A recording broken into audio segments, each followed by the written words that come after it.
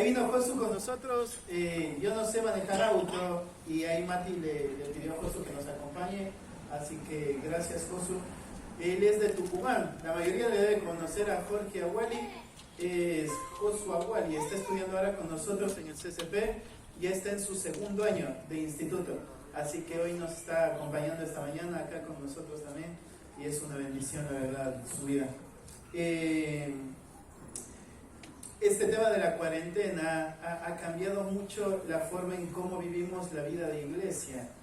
Y lo que debemos alentarnos constantemente es a no dejar de ser iglesia, a no dejar de ser iglesia de la forma bíblica, ¿no es cierto? Este tiempo es un momento donde hay muchas personas que se están levantando y están queriendo cambiar lo que Dios estableció como iglesia. El grupo de personas que creen en el nombre de Jesucristo congregados. Eso es lo que deberíamos entender por iglesia. Y hoy hay muchos que están cambiando la forma de ver la iglesia. Hay muchos que están redefiniendo lo que significaría la iglesia. Pero lo que entendemos es que como creyentes somos llamados a ser iglesia. Y a ser iglesia de forma bíblica, ¿verdad? A ser iglesia de acuerdo a las formas en cómo Dios estableció que la iglesia se debe formar. La forma en cómo Dios estableció que la iglesia se debe crecer. Y lo que debemos entender al estar acá reunidos es que esto es valioso. Es valioso poder estar acá juntos porque entendemos que es la forma en cómo Dios nos da crecimiento. La única forma en la que un creyente recibe crecimiento es viviendo esta interdependencia en el cuerpo de Cristo, donde yo entiendo que los hermanos son edificados con el don que Dios me ha dado y que yo tengo que ser edificado por mis hermanos. Que entonces de forma individual un creyente no puede encontrar crecimiento en sí mismo. Entonces, mira, cuando cantamos, cantar, vamos a ver más adelante, es sacar la voz de tu boca, ¿no es cierto? Es poder articular palabras y poder alabar al Señor con lo que cantas.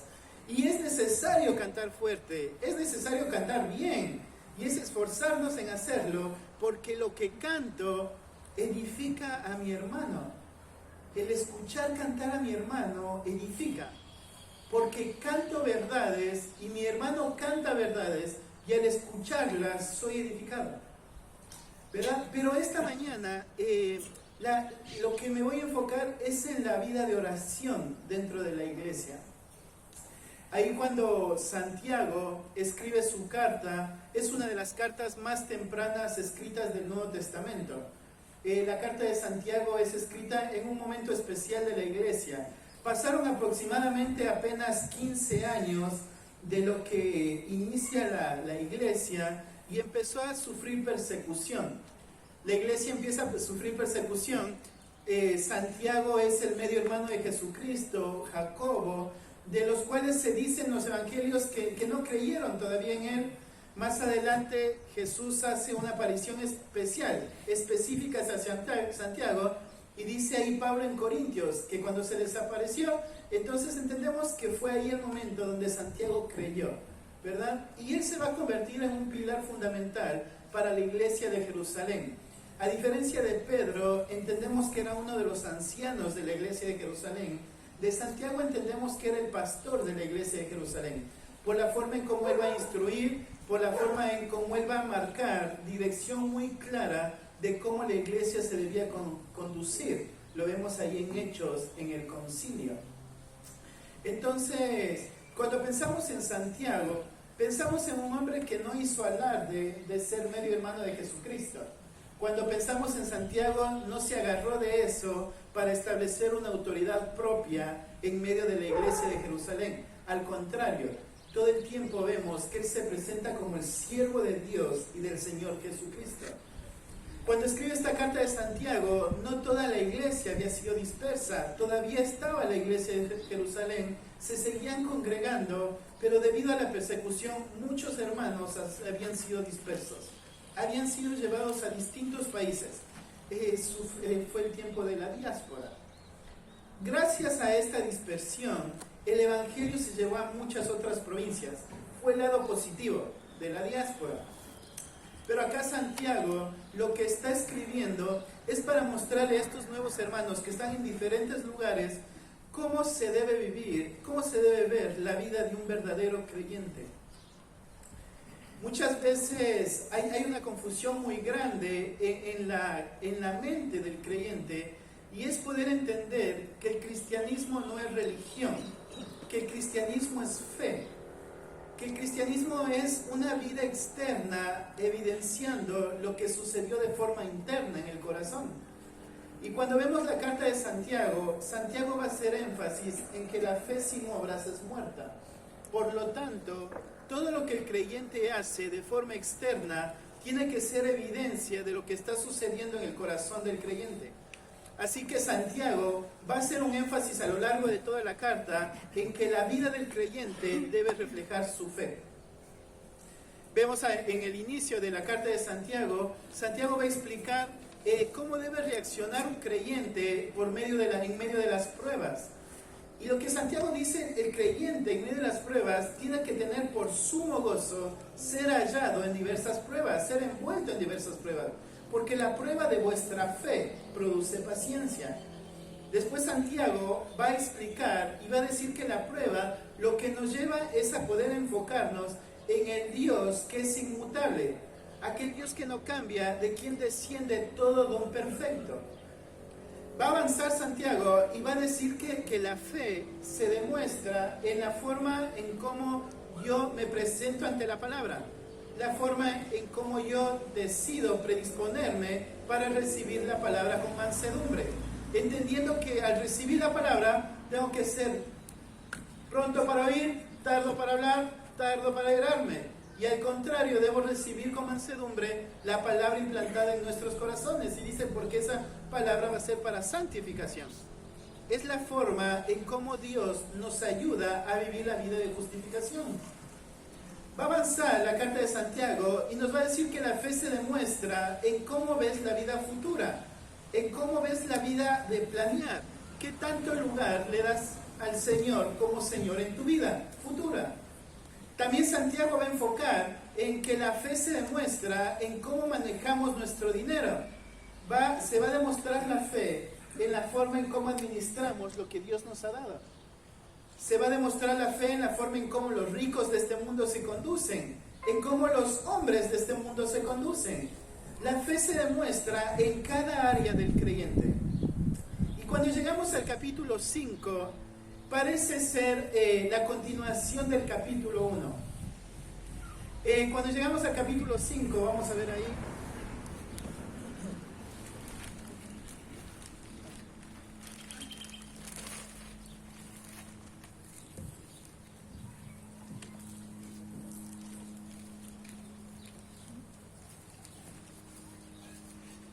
A partir del verso 7.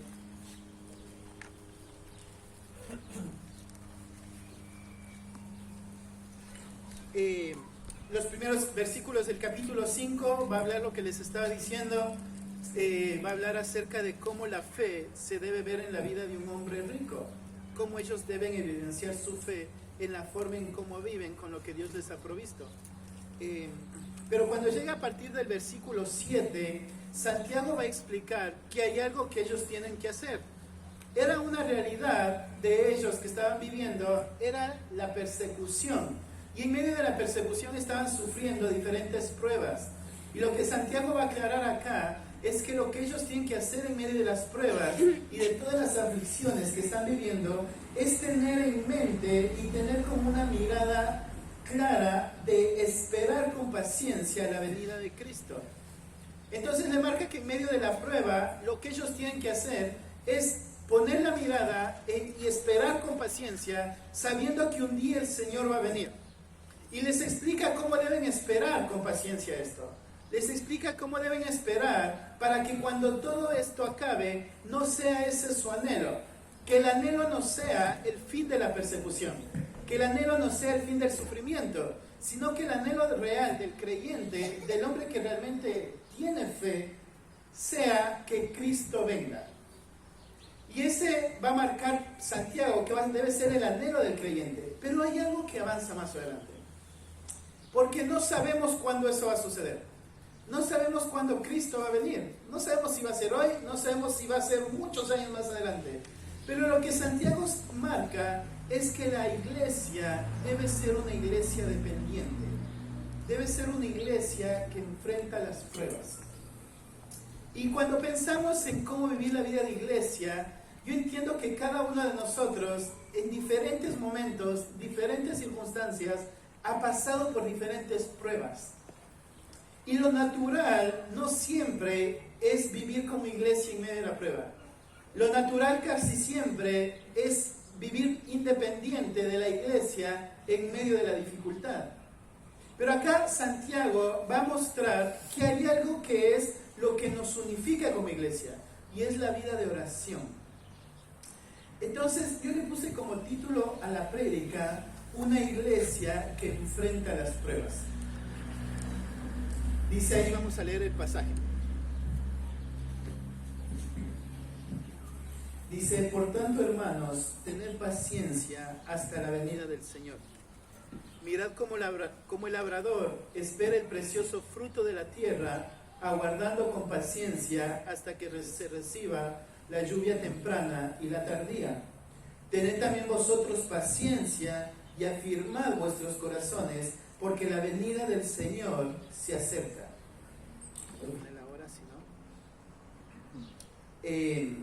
Hermanos míos, tomad como ejemplo de aflicción y de paciencia a los profetas que hablaron en el nombre del Señor. He aquí, tenemos por bienaventurados los que sufren. Habéis oído de la paciencia de Job y habéis visto el fin del Señor, que el Señor es muy misericordioso y compasivo. Pero sobre todo, hermanos míos, no juréis ni por el cielo ni por la tierra, ni por ningún otro juramento, sino que vuestro sí sea sí y vuestro no sea no, para que no caigas en la condenación.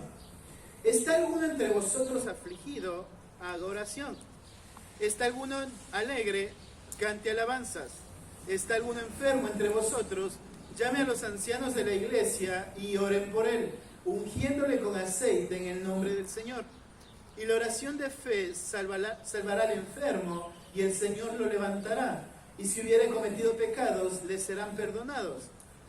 Confesaos vuestras ofensas unos a otros, y orad unos por otros para que seáis sanados. La oración eficaz del justo puede mucho.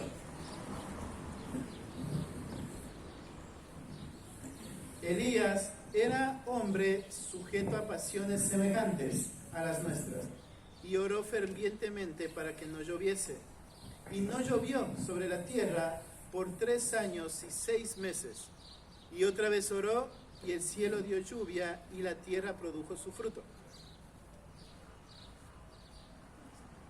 Vamos a probar así.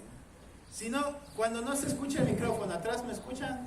Igual está acá el micrófono. ¿Me escuchan sin el micrófono?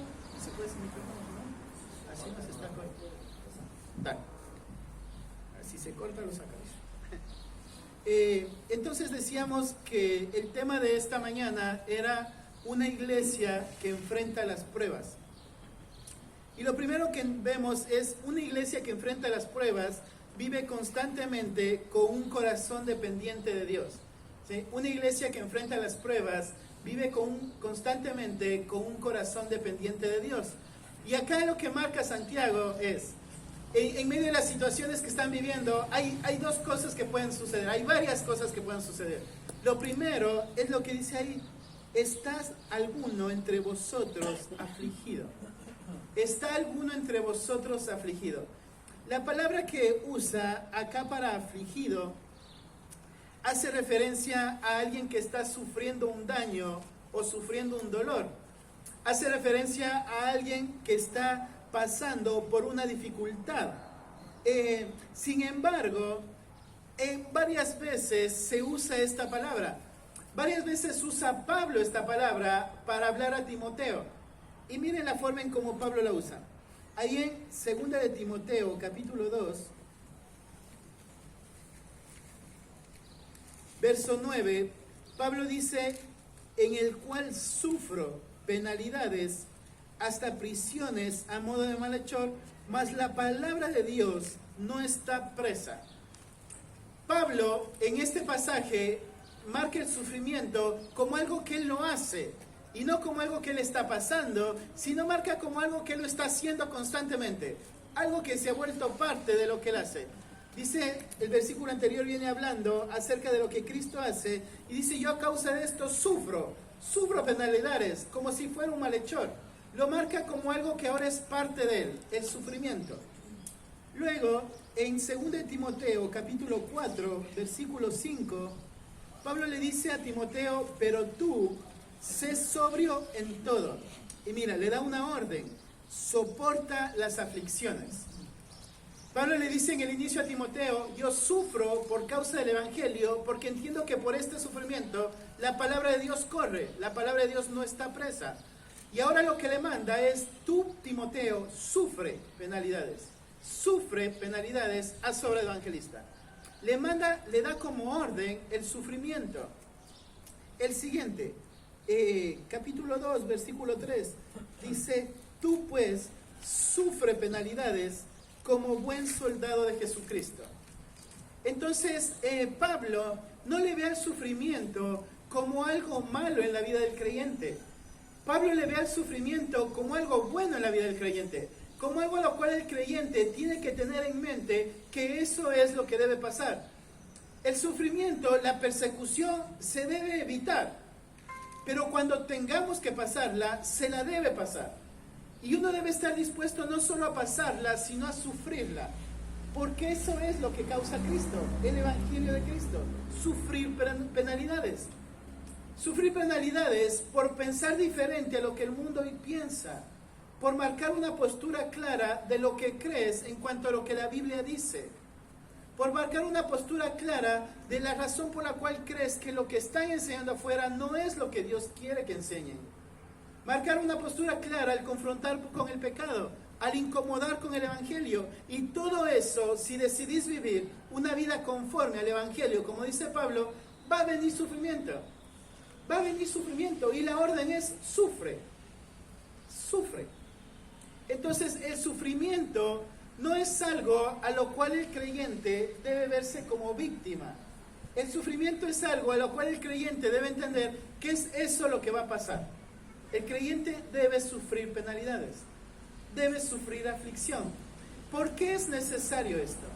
Porque la aflicción, dice en Santiago capítulo 1, que la aflicción prueba nuestra fe. Que la aflicción, dice, produce paciencia. La aflicción, dice Santiago, que nos lleva a buscar sabiduría de parte de Dios. Y entonces cuando pensamos en el sufrimiento, lo que uno tiene que entender es que es el momento donde voy personalmente en dependencia a Dios. Y acá dice algo, dice, ¿está alguno entre vosotros afligido? Haga oración. Las situaciones que estaban pasando en la persecución y en la diáspora empezaban a causar muchas circunstancias en el corazón de los creyentes. Cuando el Señor habla acerca de cómo vamos a llevar más fruto, Él dice que necesitamos ser limpiados para que podamos producir mucho más fruto, y fruto en abundancia. Entonces el sufrimiento produce eso. El sufrimiento, la persecución que la iglesia estaba viviendo, estaba sacando del corazón de los creyentes lo que había verdaderamente en su corazón. La persecución y las pruebas agobian, cansan, y hace que salga de nuestro corazón lo que capaz que en el tiempo de calma no va a haber. Pero hay algo que deja en claro Santiago. Y Santiago le dice a los creyentes que en ese momento, cuando viene la aflicción, cuando se encuentra algún afligido, lo que tiene que hacer es personalmente acudir en oración. No creyendo que la oración que yo hago mueve la mano soberana de Dios, porque no es lo que la oración hace. Lo que la oración hace es ayudarme a entender que si algo sucede a través de la oración del creyente, es porque el creyente oró en dependencia y Dios usó la oración como el medio de gracia para hacer su voluntad. Pero no significa que el creyente puede cambiar la voluntad de Dios. El creyente en la oración lo que hace es recordar al Dios al que se está acercando y recordar el Dios que va a responder la oración.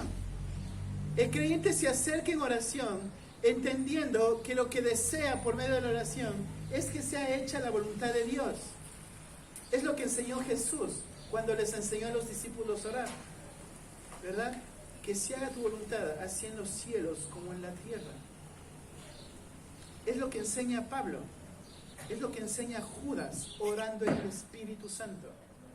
La oración, lo que me hace entender es que yo necesito acercarme a Dios en dependencia, no queriendo mover la mano de Dios para hacer mi voluntad, sino entendiendo que es el medio de gracia que Dios dejó para recordarme cuál es el Dios al que me acerco, quién es el Dios al que estoy orando, cómo es el Dios al que me estoy acercando, y entendiendo eso, saber que la oración es el medio de gracia para que Dios cumpla su voluntad. Entonces, cuando vemos una respuesta de oración, no nos atribuimos a nosotros el mérito. No decimos, yo oré y entonces eso sucedió. Sino lo que decimos es, yo oré y en su gracia Dios respondió, Dios obró. Porque la oración es el medio de gracia para el creyente.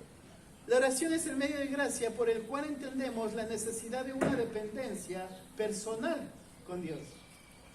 Y entonces lo que marca acá Santiago a estos creyentes en medio de la persecución, en medio de la dificultad que están viviendo, dice, si hay alguno entre ustedes afligido, oren, oren. Pero no solo eso, porque también dice, puede haber gente alegre. Y cuando habla acá y dice, hay alguno entre vosotros, dice, ¿está alguno alegre? Cante alabanza. Esa palabra alegre es mostrar felicidad. Mostrar felicidad no solo por la circunstancia, sino mostrar felicidad porque he recibido aliento, porque he sido motivado, he sido empujado. Y entonces la frase sería, ¿hay alguno de buen ánimo? Dice, cante alabanza. Y hay muchas situaciones que nos ponen de buen ánimo. Cuando Pablo mira las diferentes iglesias, la iglesia de Colosas, la iglesia de Tesalonicenses, él dice que está gozoso y que da gracias a Dios por la vida de ellos, ¿verdad? Y hay muchas cosas que nos producen gozo. Ver nuestro hogar crecer conforme a la voluntad del Señor. A mí como padre, ver a mi hijo cada vez articulando mejor el Evangelio. Ver a mi hijo queriendo obedecer el Evangelio. Ver a Dios obrando en nosotros como matrimonio. Ver a Dios obrando en mí como hombre. Y todo eso nos produce gozo, ¿verdad? No nos produce tristeza el ver el obrar de Dios. Ver a la iglesia edificándose. Ver a la iglesia reunida aún en medio de la dificultad. Todo eso produce gozo. Pero hay un grande riesgo en el gozo. Olvidar quién hizo todo esto. Oramos al Señor en necesidad, ¿verdad? Pero no alabamos al Señor en providencia. Oramos al Señor en la pobreza, pero no alabamos al Señor en la pobreza. Y entonces hay algo constante en el creyente, y es creer que Dios solo está para necesidad. Pero lo que manda acá Santiago a estos creyentes es, si alguno está alegre entre vosotros, cante alabanza. Y entonces, como decía al inicio, ¿qué es cantar alabanza? ¿Se acuerdan los tiempos de Zoom? ¿Se podían escuchar el uno al otro cuando cantaban?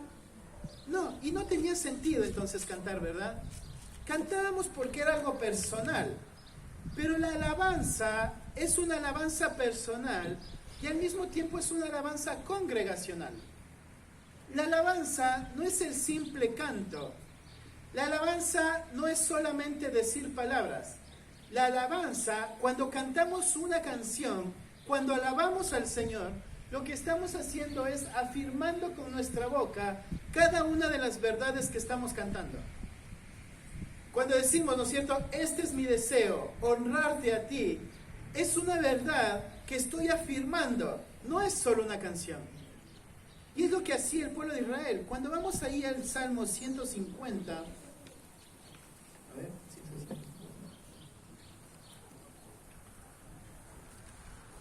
dice, alabad a Dios en su santuario, alabadle en la magnificencia de su firmamento, alabadle por sus proezas, alabadle conforme a la muchedumbre de su grandeza, alabadle a son de bocina, alabadle con salterio y arpa, alabadle con pandero y danza, alabadle con cuerdas y flautas, alabadle con címbalos resonantes, alabadle con címbalos de júbilo. Todo lo que respira, alabe a Jehová, aleluya. Entonces, cuando habla de la alabanza, no habla como algo para adentro, ¿no es cierto? No habla como hacerlo en meditación. Habla articulando. Habla la alabanza como un ruido que realmente se escucha, ¿verdad? Como algo que sale de nuestra boca y demuestra realmente lo que estoy creyendo. Demuestra con mi boca a quién me estoy dirigiendo. Demuestra con mi boca que estoy dispuesto a afirmar todo lo que estoy diciendo. Y dice, alabadle por la muchedumbre de sus grandezas. Y entonces Santiago mira a los que están siendo perseguidos, piensa en ellos como un pastor, y lo que quiere ahora es animarlos. Animarlos que tanto en el momento de dificultad como en el momento de alegría, lo que tienen que hacer es acercarse y vivir constantemente con un corazón dependiente de Dios. Porque lo que nos ayuda a vivir enfocados como iglesia es entender que en medio del sufrimiento está Dios. Y me acerco a Él en oración, me acerco a Él en dependencia y clamo a Dios. Clamo a Dios porque entiendo mi debilidad. Clamo a Dios porque entiendo lo que podría pasar si yo me dejara llevar en el momento de aflicción por lo que hay en mi corazón. Y clamo a Él y le digo, dame tu gracia. Pero al mismo tiempo, cuando hay gozo, cuando hay alegría, lo alabo y me acerco a Él en alabanza.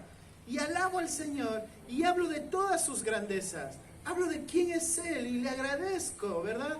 Por todo lo que hoy me permite en su gracia disfrutar. Entonces, una iglesia que enfrenta las pruebas, dijimos, vive constantemente con un corazón dependiente de Dios. Y eso es lo que hoy tenemos que vivir. En medio de la dificultad, en medio de las pérdidas, en medio de los grandes gozos, como volvernos a juntar, es solamente decidir, tengo que alabarle a Dios. Tengo que alabarle a Dios en lo personal. Tengo que orar a Dios en lo personal. Pero tengo que hacerlo también en lo congregacional. Que aunque esté con barbijo, todos escuchen que estamos alabando a nuestro Dios. Lo siguiente.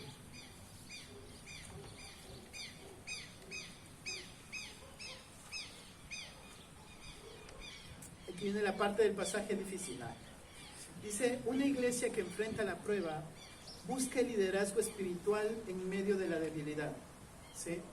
Una iglesia que enfrenta la prueba, primero decíamos, vive constantemente con un corazón dependiente de Dios y ahora busca el liderazgo espiritual en medio de la debilidad. Y ahí avanza Santiago y dice, ¿está alguno enfermo entre vosotros? Hablaba primero de los que estaban afligidos, después de los que estaban alegres, pero ahora va a ser otra pregunta. Dice, ¿hay alguno afligido entre vosotros? Y muchas veces se usó este pasaje para hablar acerca de la enfermedad física. Los católicos usan este pasaje para hablar de lo que el sacerdote va a hacer, la extrema unción.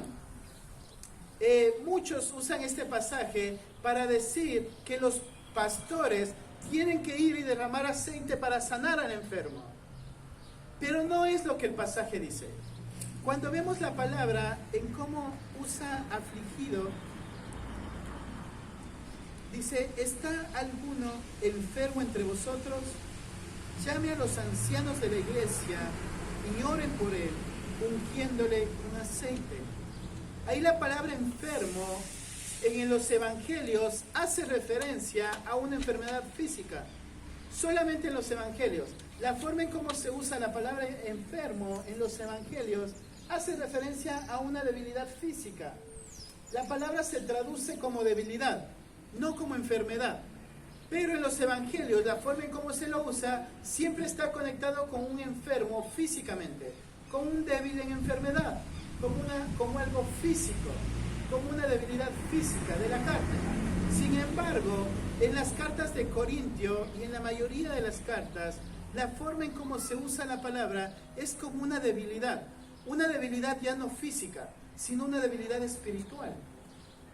Por ejemplo, vamos a 1 de Corintios 2, 3.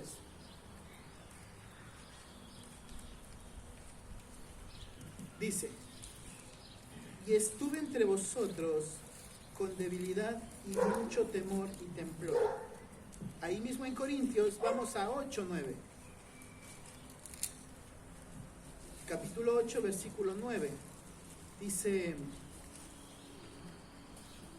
pero mirad que esta libertad vuestra no venga a ser tropezadero para los débiles. Es la misma palabra, ¿sí? La misma palabra que está usando acá Santiago para decir si alguno está enfermo. Es la misma palabra que dice acá para débiles, ¿sí? Dice, está hablando de los que no son débiles, y dice: acuérdate que la libertad que vos tienes no venga a ser de tropezadero para los débiles. Y acá se refiere a una flaqueza espiritual, a una persona que debido a la forma en cómo está viviendo, tal vez por la inmadurez en su vida cristiana, el poco tiempo en la vida cristiana, lo que le dice es: ten cuidado que tu libertad no sea de tropezadero para él, para el débil, refiriéndose a una debilidad espiritual, no física. El siguiente, ahí mismo en Roma 8:7, en el mismo pasaje, dice: pero no en todos hay este conocimiento, porque algunos, habituados hasta aquí a los ídolos, comen como sacrificado a los ídolos, y su conciencia, siendo débil, se contamina. También habla de la debilidad no como algo físico, sino algo espiritual. La conciencia que se contamina a causa de la debilidad de estas personas, ¿sí? Romanos capítulo 14.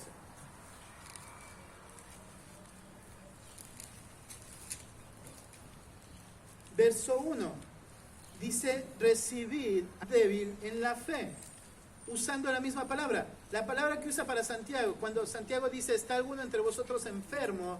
Esa palabra enfermo es la misma que se usa acá cuando dice débil. ¿Está alguno entre vosotros débil en la fe? ¿Sí?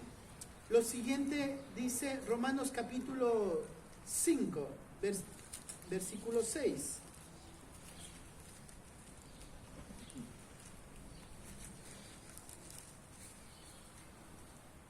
Dice: porque Cristo, cuando aún éramos débiles, a su tiempo murió por los impíos. Haciendo con el contraste con el 8, mas Dios muestra su amor para con nosotros, en que aún siendo pecadores. Cuando habla ahí de cuando éramos débiles, a su tiempo murió por el impío, se refiere a lo mismo, la debilidad espiritual, y lo contrasta después con pecadores, esa debilidad espiritual. Romanos 15:1.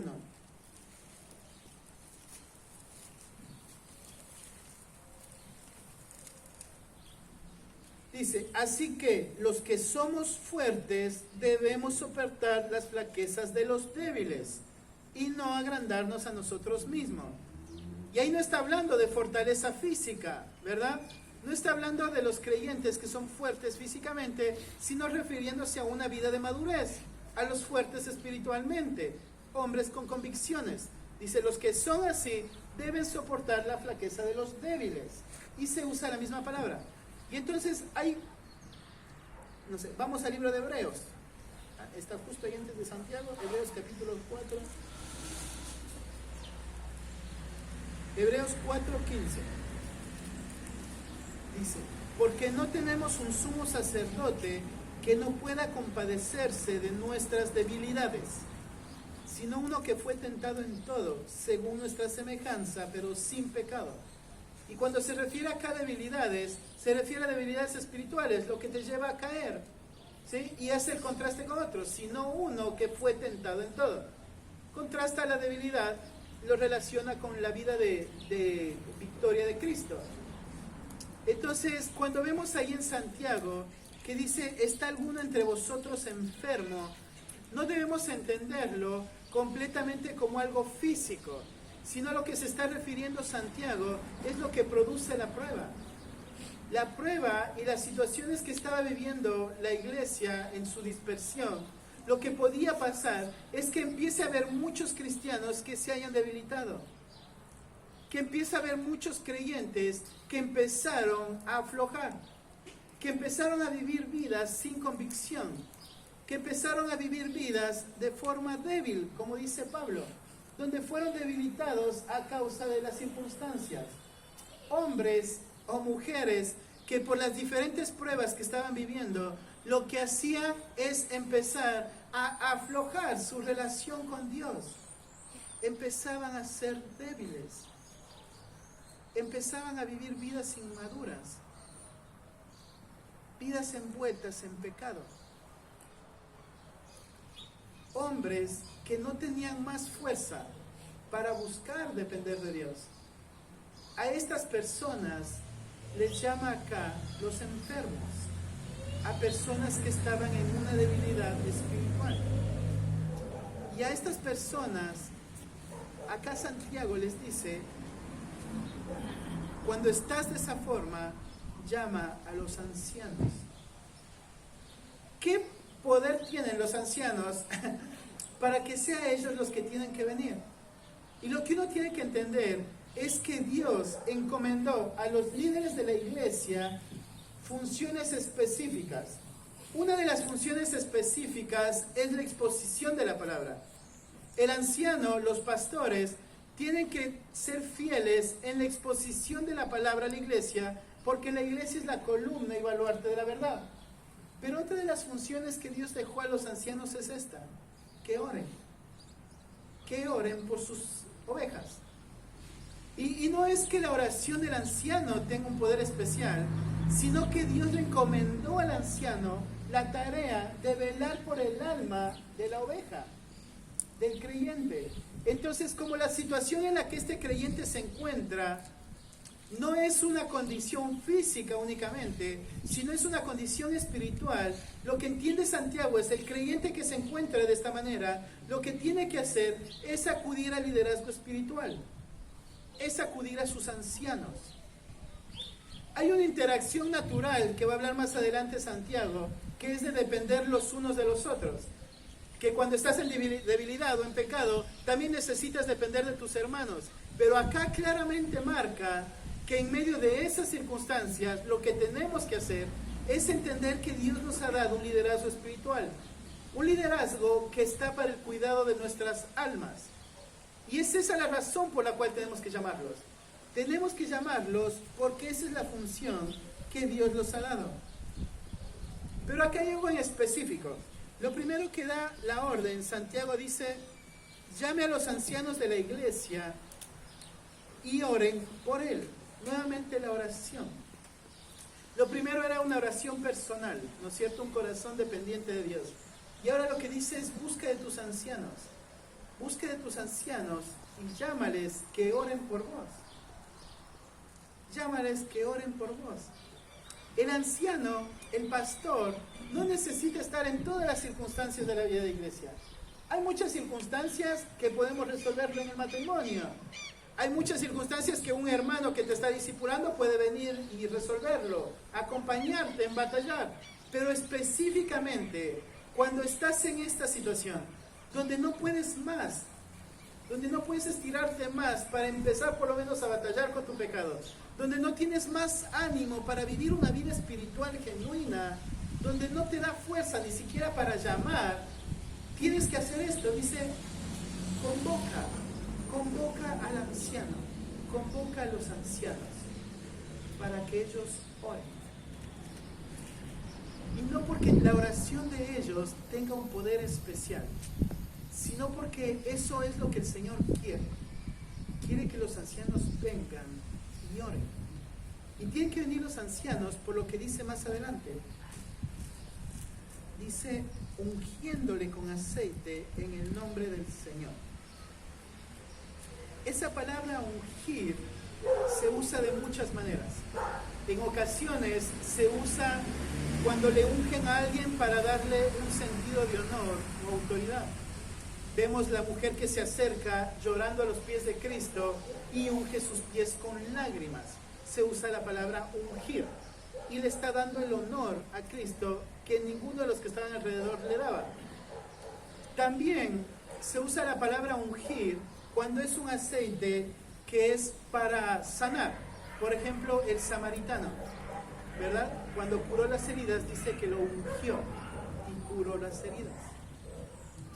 Entonces, acá no es un aceite milagroso. Lo que da la idea es que el anciano se tiene que acercar, tiene que orar y con sus manos tiene que calmar. ¿Sí? Con sus manos tiene que venir y tiene que ungirlo. Tiene que calmarlo, tiene que traer la quietud que lo que hacía el aceite en la antigüedad sucedía. No se refiere al aceite milagroso, porque si fuera de esta manera, nos preguntaríamos por qué Pablo no le dio el mismo consejo a Timoteo. ¿Por qué cuando Pablo habla de la salud de Timoteo, no le dijo que llame a sus ancianos para que oren? Más vale le dijo que acuda a la medicina de ese tiempo. Pero acá se refiere a una restauración que solo el anciano es llamado a hacer en medio de la iglesia. Entonces, en medio de la debilidad espiritual, cuando sentís que no puedes más, cuando ves que la lucha es tan grande, cuando tu pecado te agobia, dice, llama a tus ancianos que oren por ti y te traigan calma. Pero no solo calma, porque lo que va a pasar en ese momento, dice, mira, y la oración de fe salvará al enfermo. Esa palabra salvar se refiere a rescatar de la aflicción. Dice, cuando Él viene y ora y te unge, lo que va a suceder es que vas a salir de tu aflicción. Pero no solo eso, sino que saliendo de tu aflicción, dice, y el Señor lo levantará. Y ese debe ser el consuelo de Dieguito. No sé quién, si hay algún otro anciano, pero sé que cuando el pastor va a los diferentes hogares, hay algo que pasa en su cabeza, ¿no es cierto? ¿Qué le voy a decir? ¿Qué voy a hacer? ¿Cómo voy a tratar este tema? ¿Cómo le puedo ayudar? ¿Cómo le puedo acompañar?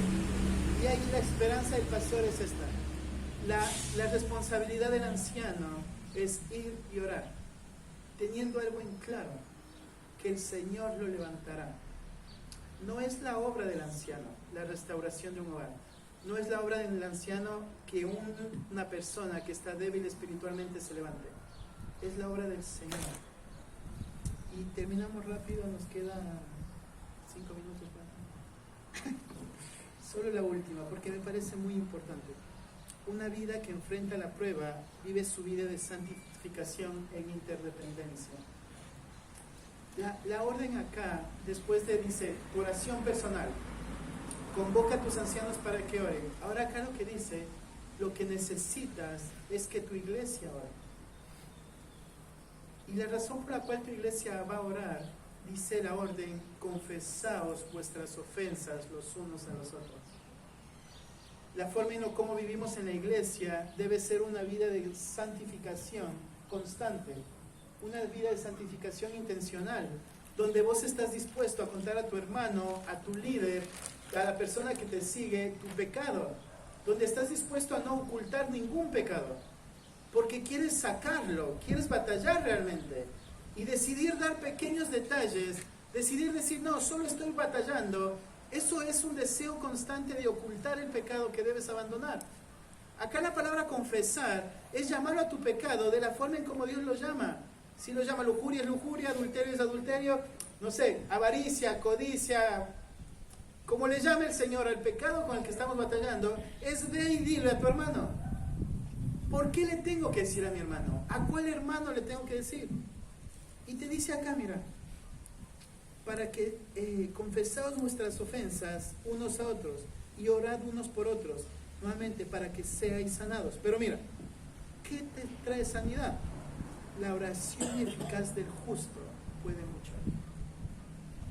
Y lo que te marca acá es, ve y confiesa. ¿A quién debo confesar? ¿Solo a mi pastor? No. Debo confesar a todo hermano justo. ¿Quién es justo? No es todo aquel que creyó. Cuando habla acá de justo, no es todo aquel que ya ha sido justificado. Cuando habla acá, usa la palabra justo, es todo aquel que está viviendo su justicia. Todo aquel que está viviendo una vida que refleja haber sido justificado. Un hombre maduro, un hombre con pruebas, un hombre con aflicciones, como decía Elías, pero que entiendes que cuando vos vas a confesarle, es a un hombre que da evidencia de que está viviendo lo que él te va a pedir hacer. La oración de este hombre puede mucho. Y nos da el ejemplo de Elías. La oración de un hombre justo puede orar, que empiece a llover, y después puede volver a orar y que pare de llover. Eso es lo que la oración de un hombre puede hacer. Y eso es lo que nos manda a hacer como iglesia. A depender de Dios personalmente, a depender de los ancianos, sabiendo que es el medio de gracia que Dios nos dejó, pero a depender los unos de los otros en oración, sabiendo que la oración del justo puede mucho. Oremos.